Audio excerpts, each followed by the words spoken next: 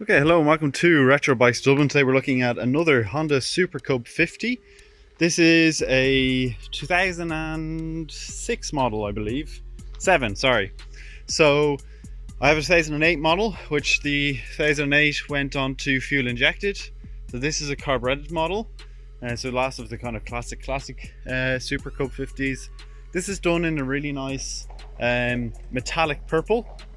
So you come up here, you'll see the kind of a metallic flake in it. The front tire here is in really nice nick. Alloy again, good condition as well, no real signs of any major rusting. Bit of surface rust on the front rack here. Plastics looking good. We've a small bit of rubbing damage here on the front headlamp, but original headlamp and indicators. Leg shields are good. Engine here on the right hand side is good as well, a little bit of wearing, but not too much. The bike only has 6,000 kilometers on the clock, so overall it's in pretty nice nick.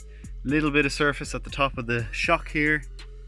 Gushy exhaust, which is original. Indicators, 2007 registered here in Dublin. Rear rack is in okay condition. Original Honda seat.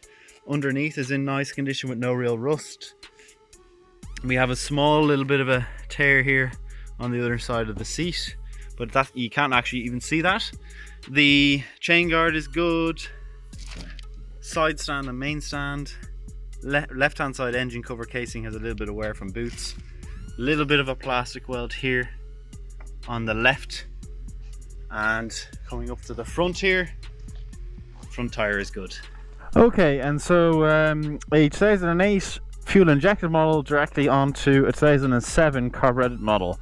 Let me just check that I'm recording. I am. So let's feel the difference.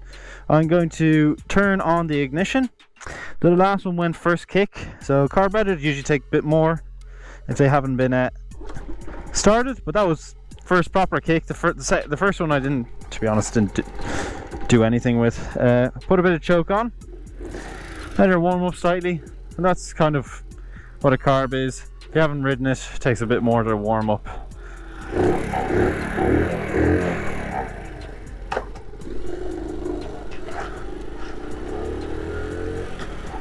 Yeah, and I said on the fuel injected that it's slightly smoother, and it is, but it's very slight.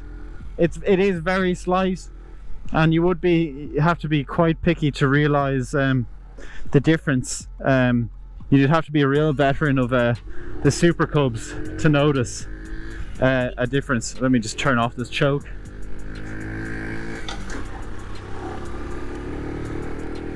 A difference in the smoothness of the throttle response and the general feel of the bike itself. So other than that, what else is different on this? Pretty much nothing. The only thing is that parts will probably be more readily available for the carbureted models because they have been out for what feels like nearly 100 years. So, but the other ones would have sold millions and millions and millions. Of course there's millions of these as well, but I think most of the parts are interchangeable except for the kind of obviously the fueling system, which would be different from this onto a fuel injected. So you're probably winning on here on parts if you're looking to maintain it yourself or get it maintained in the dealer. It probably is going to be a bit cheaper to maintain over a fuel injected model, but maybe not, because there is less maintenance on a fuel injected model than there would be on a carbureted model. You don't really have to clean out the fuel system on a fuel injected model all too much. So it's a 3-speed model, as you can see.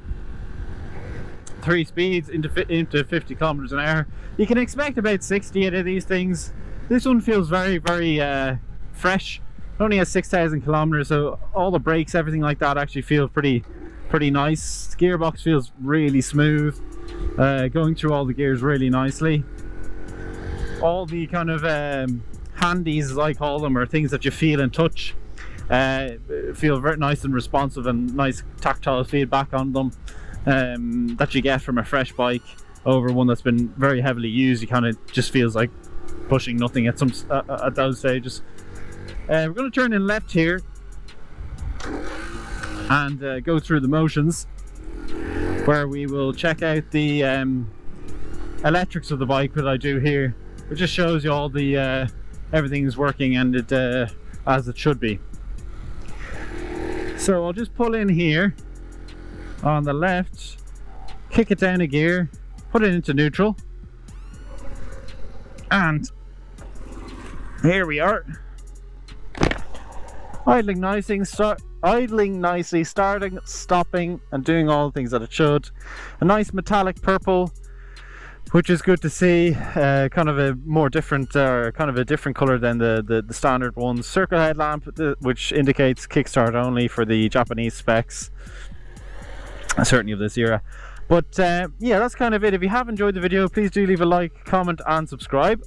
If I forget though, the whole reason I came here, front left and the rear left, front right and the rear right working, brake light working as well, and we have the horn working also. So all the lights, everything like that, your front headlamp working, all ready to go. So if you have enjoyed the video, please do leave a like, comment, and subscribe. And if you do want to reach out to us on our socials, they are at Retrobikes Dublin for Facebook and Instagram, and our official website is www.retrobikesdublin.com. Thanks for watching.